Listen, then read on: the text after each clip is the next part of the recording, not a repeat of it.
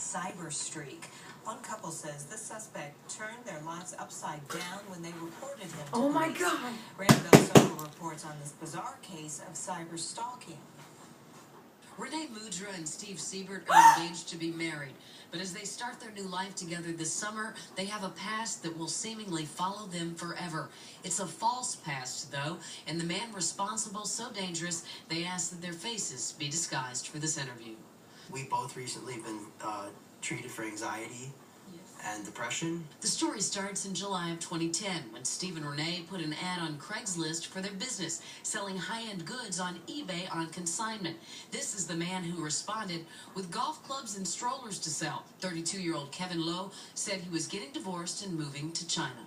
We took some pictures and started posting on eBay. But Steve found a receipt in a golf bag that didn't match Lowe's name.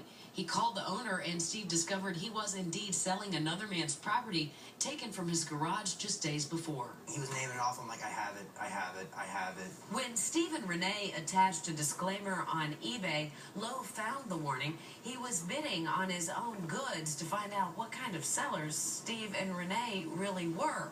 When he learned they were onto him, the harassing phone calls began. He would sit there and you could hear like porn playing in the background and him breathing like heavy, like, you know, just into the phone. And, you know, he would do this 100 times a night. He says he believes Lowe even set up an ad targeting gay men, and those men began to solicit Steve for sex. But it went even further. Steve says Lowe began threatening the life of the couple's 3-year-old son via text message. Saying, is your son in his bedroom? Is he sleeping? Do you know where he's at? Lowe is a Chinese national who is believed to have been here illegally for about a decade. Prosecutors say he's responsible for some 90 burglaries in Cook County of merchandise worth more than $500,000. He now faces up to 15 years in prison if convicted of multiple counts of theft, cyber stalking, and damaging victims' businesses. We had customers buying, you know, $5,000 or $6,000 in furniture, and then they'll come back and be like, you know what? I just read something about you. I want my money back. I don't want to go through with the transaction. If you search Renee or Steve's names online, you'll find page after page of slanderous postings for which they say Lowe is responsible. Thieves, liars, robbers, scums, complaint review. It almost ripped us apart, you know, as a family. I mean, we were going through so much stress and just hell. They lost their privileges to do eBay business and have been unsuccessful in taking the post down. They don't see how the damage to their reputations will ever be less than permanent.